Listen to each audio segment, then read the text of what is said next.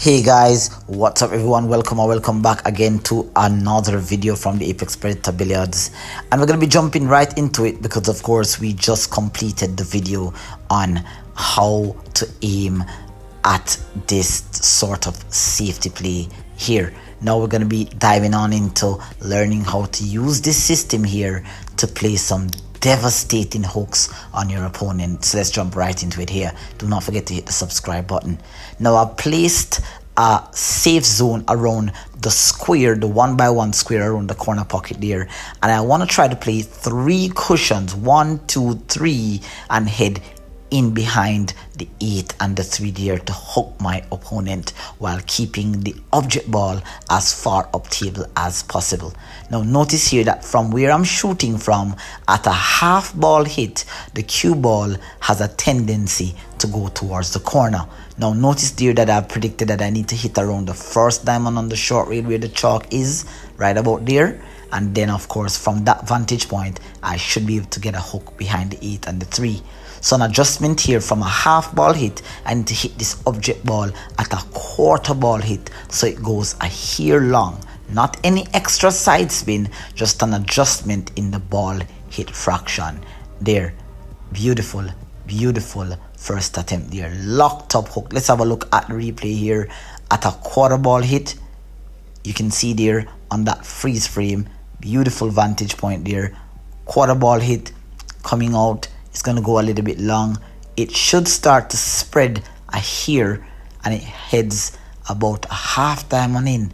Definitely would have wanted that to hit more towards the chalk, which would have guaranteed me more there, but that's pretty good because I'm hooked right behind the 3 ball, and that's what you call a 3 cushion billiard safety here. Beautiful shot there by Apex Predator. Once again, always have to be testing the other side of my aiming here. The 3 ball is actually, the 3 ball and the 8 ball is my safe zone, and so at a quarter ball hit, the cue ball should come 3 cushions off the first diamond adjacent to the corner pocket and get a hook behind the 8 and the 3 here. Let's have a look at this execution. Nice cue delivery. Ooh, that one hit really bad there. Let's have a look at the replay. Definitely hit this one a hair too thick.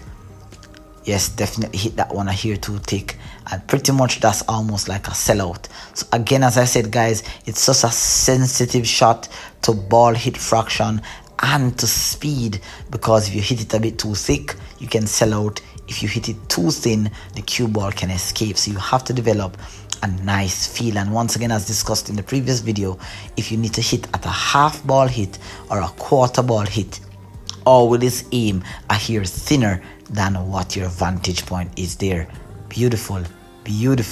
Ooh, I thought that one was going to be good guys, but that also can happen as well. Of course, you can see there on the last 2 attempts, one I hit the object ball a bit too thick, and there I hit the object ball, I guess you'd say too perfect of a half ball hit. It actually went into the drink. But when you hit it right and you have a nice cue delivery, you will find that you get very good results like what you're seeing here. Beautiful. Ooh, that one was almost good as well. That one went a hair too long. That means I hit it a bit too thin. So it's a feel for me guys. I think as much as how I'm able to quantify this in my actual match, I think that because of how much practicing I put into this, I'll start to develop a feel for it here.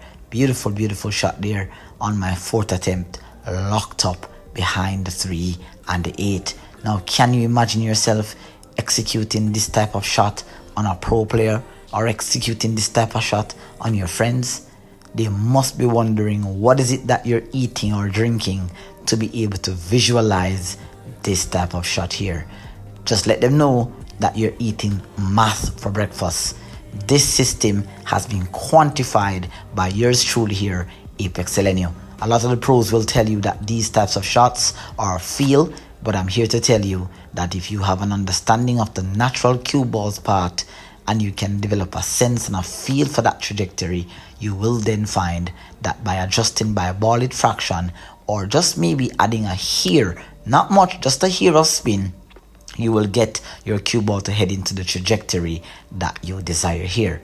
Now I've pushed my cluster a diamond up here onto the side rail here. So now the safe zone is a hair larger, but whilst it's a hair larger, which allows for the cue ball to like spread a little bit more, you in fact here put yourself at a disadvantage, because if it has too much speed, then it will leak, as you will see being demonstrated here on video.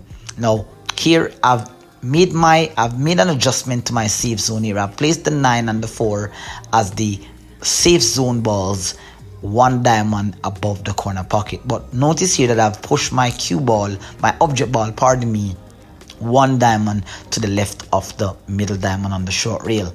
And so by doing this here, naturally the cue ball at a half ball hit without spin will go one diamond long. So here, funny enough guys, that all you need here is a half ball hit on this object ball, and at a half ball hit, it should hit around the third diamond on the second rail, and it should float into position if you have the right speed. Of course there I didn't have the right speed. I obviously hit that object ball a hair too thin, pardon me, yes, I think I hit the object ball a hair too thick, so it kind of brought the object ball a bit too much down table, and so with too much of the hit on the object ball, the cue ball lost its legs to get behind the cluster. You're gonna see another attempt here at this shot where the cue ball also comes a bit short, because as I said guys, you have to be able to decipher when you need to play a cue ball safety versus an object ball safety versus a cue ball and an object ball safety. Here my complete focus is on actually playing a cue ball safety. Once again, a hair too thick, and so that's a huge sellout. And potentially, as I said, when you go for shots like this, these are some of the things that I feel like lots of amateur players won't be able to visualize this shot, because sometimes we don't put as much time and practice into developing a sense and a feel for the defensive aspect of the game here. But when you do get it right guys, at a half ball hit, notice how the cue ball floats there beautifully, slides in behind the cluster. Oh, what a beautiful shot there. You want to definitely get this down into your bags guys, into your bags. Notice how the object ball stays way more up table, whilst cue ball has its speed and its legs to float in behind the cluster there for a dead hook. And if you have a strong run out game, your opponent will pretty much have nothing to do there. So as you can see here guys, these are discoveries that I've made recently in my practice sessions about a month and a half ago. So I had to master it guys to really get a feel, so you guys can understand that the success that I'm getting here is in fact through tremendous research and practice. Now once again here, I am going to be doing a similar shot here. This time I'm going to be playing the object ball is going to be at the same position, but this time I'm going behind the cluster of the 8 and the 3. Now notice here that the 8 and the 3 is about a diamond up, 2 diamonds up in fact.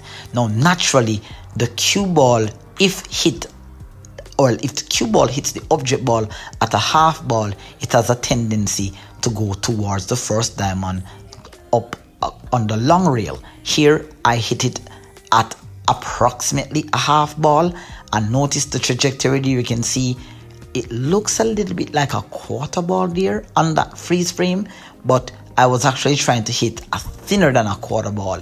In fact, the result that I just got there is in fact because I hit this object ball at a 1/8 ball hit.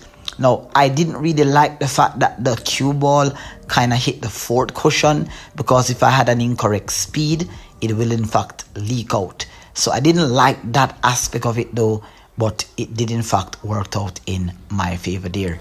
Now of course in part 3 you guys are going to see some part 5, pardon me, and part 4 you will see some more exciting applications. So I'll see you in the next tutorial guys. Thank you for watching. Please do not forget to share this out to your pool community, friends and family. Until next time, take care. This is Apex Elinio signing out. Bye bye.